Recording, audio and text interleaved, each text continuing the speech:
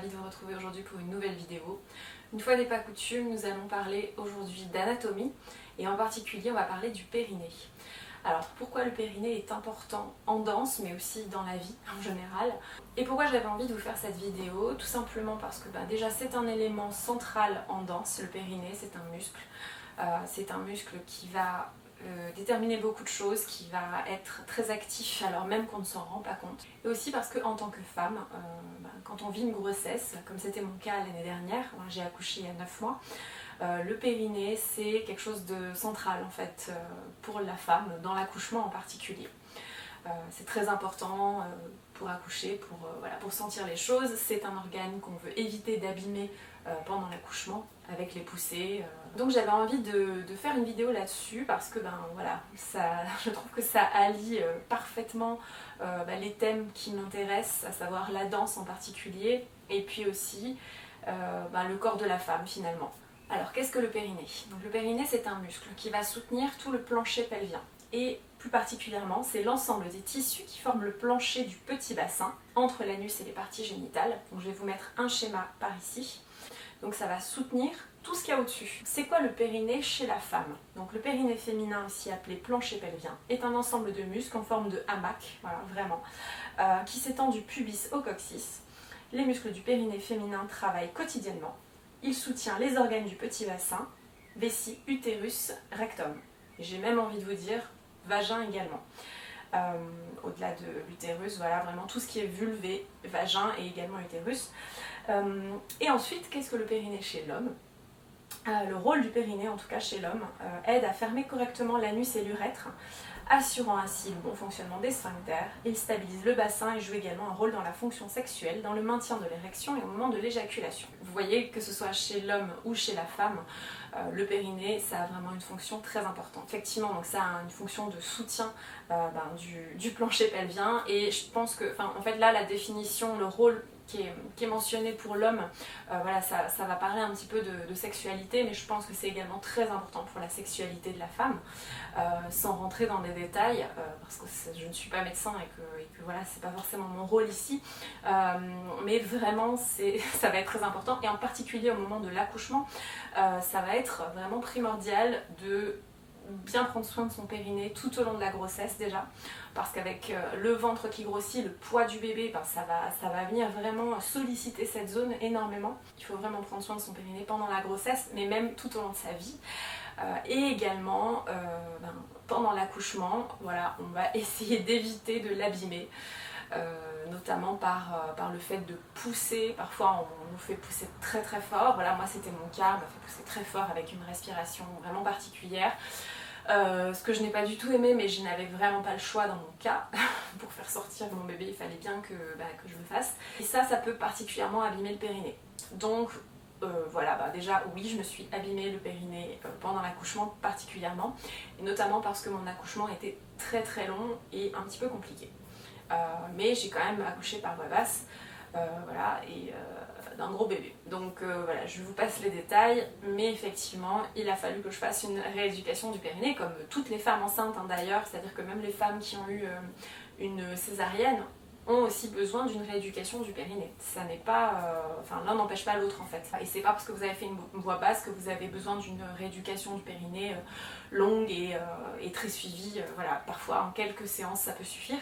Donc ça dépend vraiment des cas. J'en avais parlé à ma kiné et honnêtement ça dépend vraiment des cas de figure. Et là aussi on est toutes différentes. Déjà à la base, on n'a pas forcément, toutes les femmes n'ont pas forcément la même tonicité du périnée, chez les hommes non plus, mais là je vais vous parler des femmes en particulier, donc on n'a pas toute la même tonicité du périnée, et également on n'a pas toutes le même accouchement, donc ça on ne peut pas le savoir à l'avance. Même une danseuse qui a une grande connaissance de son périnée, elle peut avoir de gros problèmes par la suite. Je connais une femme, une danseuse à qui c'est arrivé, mais bon voilà, ça c'est une chose. En tout cas, tout ce que je peux vous dire, c'est que pendant la préparation à l'accouchement que j'ai eu, en fait on était deux couples avec ma sage-femme, et on a eu, entre femmes, entre futures mamans, on a eu une séance spéciale périnée avec ma sage-femme. Et on a vraiment essayé d'être en pleine conscience par rapport au périnée, de faire des exercices de respiration, de vraiment prendre conscience du périnée, d'essayer de dissocier l'avant du périnée, donc plutôt au niveau de la vulve, et l'arrière du périnée, plutôt au niveau de l'anus. Alors je peux vous dire que ça c'était un exercice que j'arrivais très bien à faire, et par exemple ma collègue, enfin la copine avec laquelle j'étais pour cette préparation à l'accouchement, elle n'avait jamais pris conscience de son périnée avant cette préparation à l'accouchement. Donc voilà, on n'a pas toute la conscience de son périnée. Il est clair que la connaissance que j'ai de mon corps, notamment via la danse, parce que moi le corps c'est quelque chose qui m'intéresse depuis toute petite, c'était pas forcément son cas à cette amie. Voilà, elle a pris conscience de certaines choses par rapport à son périnée dont elle n'avait pas conscience avant finalement. Donc voilà, c'est pour vous dire qu'on n'a pas toutes le même ressenti, la même subtilité dans les ressentis. Et ça, c'est quelque chose qu'on peut travailler avec la respiration, avec la pleine conscience. Voilà. Et donc, il ne faut pas hésiter, notamment quand on est enceinte, à vraiment se renseigner sur le périnée, à faire un suivi avec sa sage-femme pour essayer de prendre conscience de ça au maximum. Alors, qu'est-ce que c'est que la tonicité du périnée ? Un périnée tonique, c'est pas un périnée qui va être contracté comme ça tout le temps. Ça, c'est pas de la tonicité, c'est de la crispation. La tonicité, c'est justement cette capacité à se contracter et en même temps se décontracter au maximum, c'est-à-dire à vraiment pouvoir se relâcher. Et ça, je peux vous dire que j'ai vraiment vu que, même si j'avais plutôt un bon périnée à la base, après l'accouchement, évidemment, j'ai eu des petites... forcément, le tonus, on va dire, de mon périnée, elle a un petit peu baissé. J'arrivais à bien contracter, mais par contre, j'avais énormément de mal à le détendre. Je le voyais vraiment au niveau... voilà, je faisais des exercices avec la sonde et en fait, je voyais que j'avais vraiment du mal à relâcher. Et c'est-à-dire que j'avais une sorte de crispation un petit peu constante. Voilà, donc à force de quelques séances, ça s'est vraiment amélioré. La tonicité du périnée, l'élasticité du périnée, ça va être vraiment la capacité à contracter et relâcher. C'est ça un périnée tonique, c'est un périnée qui a du mouvement, qui est souple, qui vit finalement. C'est pas un périnée qui est complètement crispé non-stop, et c'est pas non plus un périnée qui est tout mou tout le temps. Voilà, et donc la danse, moi je sais clairement que ça m'a beaucoup aidée à travailler mon périnée, mais je pense que de base j'avais un très bon périnée. Il faut savoir que moi depuis très longtemps, en fait depuis que j'ai mes règles, j'ai eu mes règles à 16 ans, donc oui c'est très tard, mais voilà, j'ai eu mes règles à 16 ans et en fait très rapidement je me suis rendu compte que je vidais en fait naturellement le sang quand je faisais pipi et pas forcément dans les serviettes que j'utilisais. Typiquement, j'avais pas besoin de changer mes serviettes 15 fois par jour quand j'avais mes règles. Je voyais que j'avais très peu de sang en fait qui coulait dans les serviettes et j'avais quand même du sang qui coulait au moment où j'allais faire pipi tout simplement. Et j'ai su des années après que ça s'appelait le flux instinctif. Donc c'était un petit peu une blague entre justement ma sage-femme et ma copine de la préparation à l'accouchement. C'est que j'étais la nana avec le super périnée. Et bon, ça ne m'a pas empêché de m'abîmer le périnée pendant l'accouchement. Ça, de toute façon, c'était imprévisible et voilà, on ne peut pas vraiment le contrôler. On peut évidemment limiter les dégâts, mais bon, voilà. J'ai eu un accouchement assez difficile quand même. Après la grossesse, il faut faire très très attention à son périnée.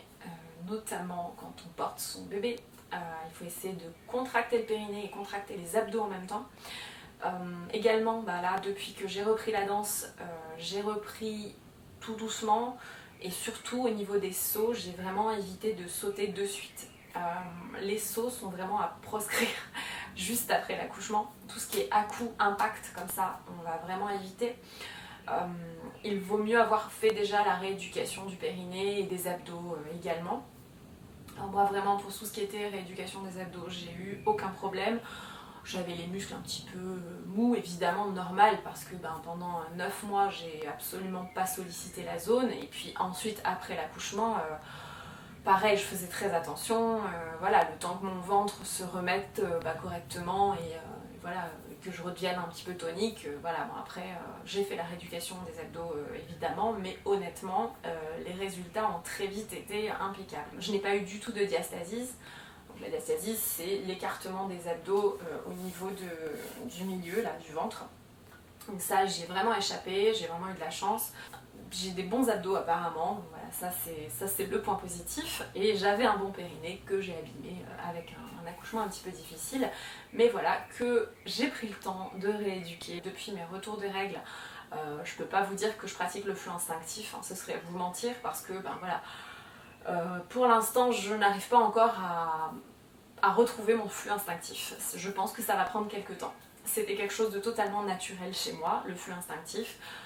Vraiment depuis mes 16 ans, alors je ne m'en rendais pas forcément compte et puis c'était pas forcément tout le temps parfait, hein, évidemment. Il y avait des moments où je tâchais mes serviettes comme toutes les femmes, mais effectivement la pratique du flux instinctif, je voyais que c'était dû à mon périnée qui retenait vraiment très bien le flux en fait, qui retenait le sang malgré moi. C'est pas une histoire de contrôle en fait. Beaucoup de gens pensent que quand on pratique le flux instinctif, beaucoup de gens pensent qu'on se force, qu'on crispe, qu'on retient le sang comme ça, mais pas du tout. En fait, c'est quelque chose qu'on ne contrôle pas, c'est quelque chose d'instinctif, c'est quelque chose qui va se faire naturellement. Et en fait, on a une maîtrise naturelle de son corps, on n'est pas du tout dans un contrôle. Vous savez, je vous ai déjà dit plusieurs fois que moi je faisais la différence entre le contrôle et la maîtrise. Pour moi, c'est deux choses totalement différentes. Et moi, je ne suis pas du tout dans le contrôle au niveau de mon flux. Mais j'étais naturellement en fait dans une sorte de maîtrise comme ça de mon corps. Que je ne pouvais pas le contrôler en fait, ça se faisait naturellement. Et je peux vous dire que je fais très très attention, notamment quand je soulève mon bébé qui maintenant à 9 mois fait déjà 12 kilos. J'ai un bébé qui est très grand, qui est plutôt, c'est pas un énorme bébé, mais c'est pas non plus un bébé maigre. En fait, son poids est totalement proportionnel à sa taille et comme il est très grand, il fait 12 kilos quoi. 12 kilos à 9 mois, je peux vous dire que c'est fatigant. Ça peut être un poids d'un bébé de 12 à 18 mois par exemple. C'est très fatigant de le porter et donc quand je le soulève, je fais très attention à mon périnée et je mets des abdos également. L'idée en fait de la rééducation périnée et abdos, c'est bien de le faire conjointement. Moi, c'est ce que j'ai fait et je voulais absolument que ce soit une kiné qui comprenne mes besoins en tant que danseuse. Alors même si je suis danseuse amatrice, je voulais avoir une kiné qui vraiment adapte les exercices en fonction moi de ma situation. Donc c'est-à-dire, il y a des moments où je vais devoir faire des sauts, des déplacements en dansant. Et donc j'avais besoin de lier correctement les exercices du périnée et des abdos vis-à-vis de la danse. Et je suis très contente parce que j'ai trouvé une kiné qui a été vraiment à l'écoute de mes besoins en tant que danseuse et ça je trouve que c'est vraiment top. Maintenant quand je pratique les sauts en cours, déjà je les fais pas forcément tous. Je vois très bien que quand c'est des sauts que je maîtrise bien ou que je sens que ça va me fatiguer un petit peu inutilement la zone, je préfère pas les faire, je préfère travailler sur des sauts un peu plus intéressants pour moi techniquement, du genre les sissons, les assemblées, des jetés, des choses comme ça. J'essaye vraiment de tout remonter, c'est-à-dire vraiment remonter le périnée, contracter les abdos en même temps, de bien maintenir cette contraction pendant les sauts pour éviter de fragiliser encore plus la zone si vous voulez. Voilà, en tout cas maintenant ça va beaucoup mieux. On retrouve au montage parce qu'en fait je me rends compte que j'ai complètement oublié de vous expliquer pourquoi c'est important en fait de préserver son périnée, notamment pour une femme. Parce qu'en fait, en particulier pour éviter les fuites urinaires à partir d'un certain âge ou même un peu de temps après la grossesse, il y a des femmes qui ont des fuites urinaires. Mais ça permet aussi d'éviter la descente d'organes parce que mine de rien, on n'en parle pas du tout mais il y a de nombreuses femmes qui ont des descentes d'organes après l'accouchement ou passer un certain âge. C'est pas franchement très fun, les descentes d'organes. On est d'accord là-dessus. Et autre chose, et pour préserver son périnée, il faut aussi penser à ne pas forcer lorsque l'on va aux toilettes. Je dis ça parce que beaucoup de femmes sont constipées après l'accouchement. Et on ne s'en rend pas compte, mais c'est vraiment très très mauvais pour le périnée de forcer quand on est aux toilettes. C'est ce que m'a dit ma kiné d'ailleurs. Elle m'a dit, en fait, si vous n'avez pas envie, très très envie d'aller aux toilettes, n'y allez pas, ça ne sert à rien, vous allez vous abîmer le périnée, il ne faut jamais forcer. Voilà, donc c'est un conseil que je vous donne. Quand on danse, en fait, ça permet vraiment de maintenir le centre et ça, c'est vraiment en lien avec les abdos, avec la respiration, le diaphragme, enfin, c'est des choses qui se font un petit peu naturellement et ça va être très important en fait pour le centre, pour l'équilibre, pour la posture. Aussi dans les déplacements, en fait, c'est des choses dont on ne s'en rend pas forcément compte. Mais aussi, vous allez faire de meilleures pirouettes, de meilleurs tours quand vous allez prendre conscience de ça et que vous allez avoir cette bonne maîtrise en fait de votre périnée et de vos abdos. Tout ça va être très important dans la danse, donc il ne faut absolument pas négliger le périnée.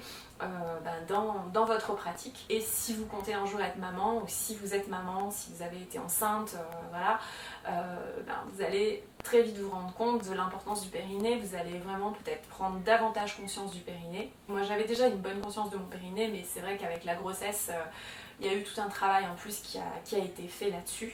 Un travail de pleine conscience. Après, tout dépend également de votre accouchement, hein, parce que ça, c'est vraiment la loterie. On ne peut vraiment pas savoir à l'avance qu'est-ce qui va se passer le jour de l'accouchement, croyez-moi. La barre au sol également peut aider clairement à prendre conscience du périnée. Il y a des exercices un petit peu spécifiques pour le périnée en barre au sol. Voilà, je pense qu'il y a d'autres disciplines certainement qui vont travailler le périnée. Je ne les connais pas forcément toutes. Moi, je sais que ma pratique du yoga aussi, ça peut aider au niveau du périnée aussi. Je vous parle des pratiques que je connais, à savoir la danse et le yoga. Je ne vais pas vous parler des pilates parce que je ne connais pas bien les pilates, ni du fitness ou d'autres disciplines que je ne connais pas très bien, donc je préfère pas vous en parler. J'espère que c'est clair. N'hésitez pas à poser vos questions en commentaire. Si vous êtes professionnel, si vous avez des informations supplémentaires là-dessus, ou que vous avez vécu une grossesse, que vous avez vécu des choses par rapport au périnée, que vous avez des connaissances particulières sur le sujet, dites-moi également si vous pratiquez le flux instinctif ou si au contraire vous n'y arrivez pas du tout. C'est absolument pas grave si on n'arrive pas à pratiquer le flux instinctif pendant ces règles, hein. Il n'y a vraiment aucune obligation. Voilà, moi je sais que j'avais cette chance, alors j'espère que petit à petit je vais retrouver mon flux instinctif. Mon corps postpartum n'est pas encore complètement remis, hein, c'est-à-dire que ça prend du temps. J'allaite encore un petit peu, ce qui fait que ça aussi, l'allaitement, ça va également modifier les tissus dans le corps. Alors là, j'allaite beaucoup moins. Mon bébé a 9 mois, je suis en fin d'allaitement. Bon, j'allaite encore un petit peu, peut-être 2-3 fois par jour, un petit peu le matin, un petit peu le soir, et voilà. Donc, je peux pas dire que je suis en plein allaitement, mais je sens quand même encore les effets de l'allaitement sur mon corps. Ça peut énormément jouer l'allaitement sur les tissus, et en particulier les tissus du périnée, de la vulve, etc. Voilà, c'est tout pour aujourd'hui. J'espère que cette vidéo vous a plu. Si c'est le cas, mettez un pouce vers le haut, ça me fait très plaisir. N'hésitez pas à vous abonner à la chaîne si ça n'est toujours pas fait. Si vous avez des commentaires et des questions, restez courtois s'il vous plaît, notamment par rapport au flux instinctif, tout ça. Voilà, je sais que c'est des sujets qui rendent les gens un petit peu hystériques, donc on va tous se calmer et ça va bien se passer. Voilà, je vous remercie d'avoir regardé cette vidéo, je vous embrasse et je vous dis à très bientôt.